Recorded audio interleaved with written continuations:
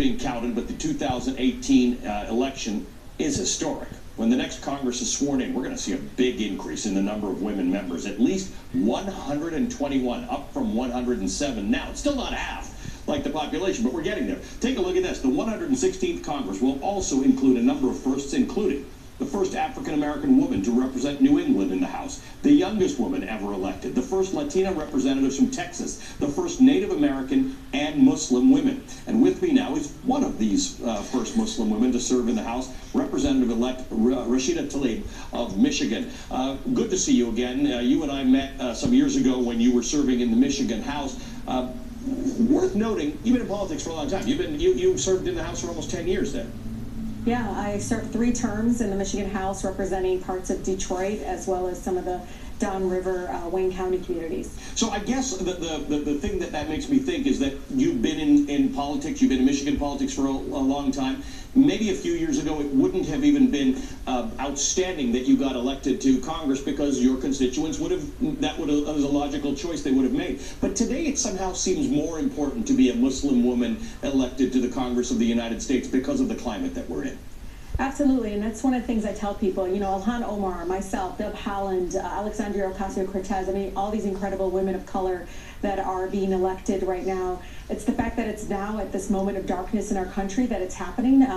This particular time, I think makes it much more powerful, much more inspiring, and gives a tremendous amount of people a lot of hope that it's happening during this time of just a huge influx of hate and like I said, people feeling very dark and feeling that left out. So in addition to the work that every member of Congress needs to do, which is hard work, you have this added role as either a role model or someone who's there to represent interests that maybe a lot of people feel haven't been represented as a woman. What do you think the greatest impact of you being elected to Congress is going to be? Is it going to be that people like you from similar backgrounds or other women run? Is it going to be that you're going to be able to get something done in Congress that makes it a fairer society for everyone? What's your thought about what your big impact is going to be? You know, I feel like I'm part of a new era of a civil rights movement, a new era of social justice movement in the United States. Yes, I'm a woman of color. Yes, I made history becoming the first, but I also am very much an activist here in Detroit, fighting back against corporate greed, fighting back against so much harm that's been happening to working class residents here, you know, the corporate assault on many of our working families. So I feel like I'm part of this larger movement that's happening where, yeah, we were marching as women outside of the Capitol, but now we're going to be able to march inside into the Capitol and make a really tremendous difference. More than half of my colleagues, Ali, in the United States Congress are millionaires. They are an income bracket that is completely disconnected with the majority of Americans across the country. So people like me, people that come from working class families, people that, you know, understand what it means to have college debt, to understand what it means to send your child to underfunded schools. We are now going to be, you know, at the table, be able to give a voice to so many people that feel left out right now.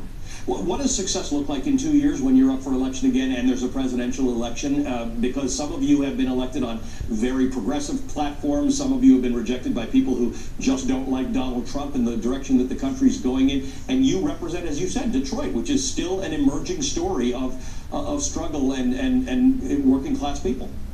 Yeah, I can tell you, I represent the 3rd poorest congressional district in the country, and so one of my first proposals is going to be Justice for All Civil Rights Act. Many people don't even know that the 1964 Civil Rights Act, a historic act, has been watered down as our courts have increasingly become more conservative. And so the Justice for All Civil Rights Act says, look, you don't have to just show intent, which is a high threshold. You can show that the impact of the policy, for instance, you know, the fact that we have the highest rates of car insurance right here in Detroit than anywhere in the nation because of discriminatory practices from car insurance companies. Their process, their corporate kind of assault on working class should be considered a civil rights violation. And that's something that if we're able to get that done in 2 years, that will be huge success for the residents here at home. Rashida Tliab is the Congresswoman-elect for Michigan's 13th Congressional District, one of the first 2 Muslim women elected to Congress. Congratulations. We look forward to watching your progress in Washington. Michelle Obama speaking out about the